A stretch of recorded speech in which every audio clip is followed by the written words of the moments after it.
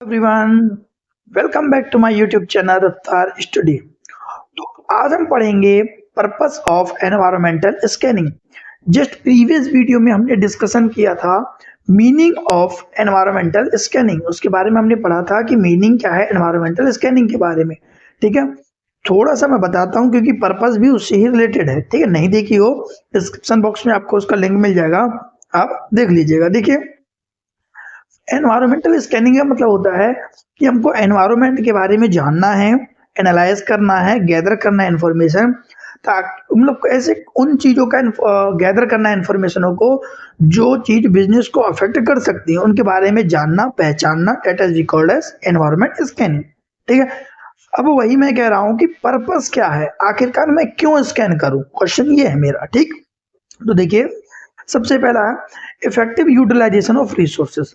इसमें क्या है कि यदि हम एनवायरमेंटल स्कैनिंग करते हैं तो जो हमारे पास लिमिटेड रिसोर्सेज है, we all know that we have a limited resources, हमारे पास नंबर ऑफ जो रिसोर्सेज हैं वो लिमिटेड है, लिमिटेशन है उनकी। तो यदि हम एनवायरमेंट स्कैनिंग करते हैं कि यदि ये करें तो इससे ये नुकसान हो सकता है, इतना नुकसान हो सकता है, यदि इस रिसोर्सेज का हम यहाँ पे यूज करेंगे तो इतना फायदा हो सकता है। यदि हम ये सब चीज देखेंगे तो जो जो हमारे पास लिमिटेड रिसोर्सेज है उसका हम इफेक्टिव तरीके से यूटिलाइजेशन कर सकते हैं और कम यूनिट पर, मिनिमम यूनिट पर मैक्सिमम आउटपुट हम क्या कर सकते हैं, गेट कर सकते हैं, हमको मिल सकता है, प्राप्त हो सकता है उससे। ठीक है ना, कब होगा ये? तभी पॉसिबल है जब हमको वहाँ के एनवायरमेंट के बारे में पता होगा कि ये एनवायरमेंट है, यहाँ पर ये चीज ज्यादा खपत होगा, ये चीज यहाँ पे भी जरूर बच सकता है, तो वो चीज हमको देख करके चलना है। ठीक है, कि किस जगह पर किस रिसोर्सेस का जो बोल सकते हैं अवेलेबल है, अवेलेबिलिटी है वो ज्यादा है, अलोकेशन है वो ज्यादा है, वो चीज हमको देख करके चलनी होती है। ठीक है, तो पहला आपको पॉइंट क्लियर हो गया होगा कि इफेक्टिव यूटिलाइजेशन ऑफ रिसोर्सेस। ठीक, second, constant monitoring of resources.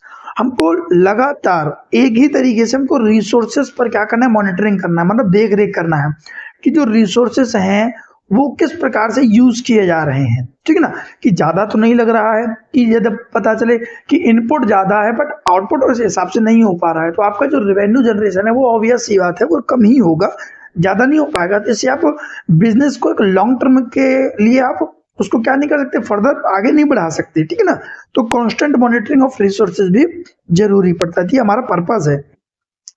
Strategic formulation, अब जब हम एनवायरमेंट स्कैनिंग करेंगे, देखिए ये बिफोर द प्रोसेस है, हमको पहले एनवायरमेंट स्कैनिंग करना पड़ेगा। ठीक है, हमने एनवायरमेंट स्कैनिंग करा, क्योंकि एनवायरमेंट स्कैनिंग क्यों जरूरी है, क्योंकि क्वेश्चन भी मेरा यही है कि एनवायरमेंट स्कैनिंग है, हम उसके बारे में पहले जानेंगे।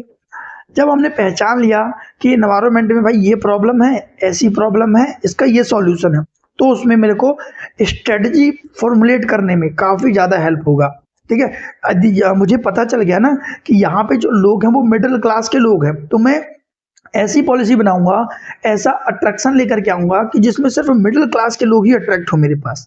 ठीक, और ये मेरे को पता कैसे चला कि मिडिल एनवायरमेंट की प्रोडक्ट बनाना है, क्योंकि मैंने एनवायरमेंट स्कैनिंग किया। That is why we need to analyse environmental scanning. ठीक, थर्ड पॉइंट क्लियर हो गया होगा।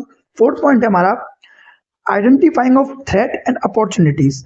Identifying of threat and opportunities का कहने का मतलब है हमको थ्रेट, जो हमारे पास भय है हमें कि किस कौन कौन सी प्रॉब्लम्स अराइज हो सकती हैं, उनको बारे में आइडेंटिफाई करना है, और अपॉर्चुनिटीज कि यहाँ पे क्या हो सकता है। जैसे हमने एनवायरमेंट स्कैन किया, हमें पता चला यहाँ पे इस चीज की जो दुकानें हैं, जैसे हमारे डेली यूजेस के जो कंज्यूमर गुड्स के जो सामान है उसकी दुकानें तो बहुत ज्यादा हैं, तो ये अब मैं भी खोल लूंगा तो क्या चल पाएगा कि नहीं चल पाएगा, ये हमें डर है। अपॉर्चुनिटीज क्या है कि यहाँ पे आसपास में सिर्फ इन्हीं की दुकानें कंज्यूमर गुड्स की, बट ऐसी कोई चीज की दुकान नहीं है जो और भी कुछ एक्सटर्नल जैसे टेक्नोलॉजी की हो गई, जैसे मोबाइल सेंटर हो गया, ये सब चीज की दुकान नहीं है। तो मैं इस चीज के लिए मेरे पास अपॉर्चुनिटी है। ये पता कैसे चला, जब आप उसके एनवायरमेंट स्कैनिंग करने गए।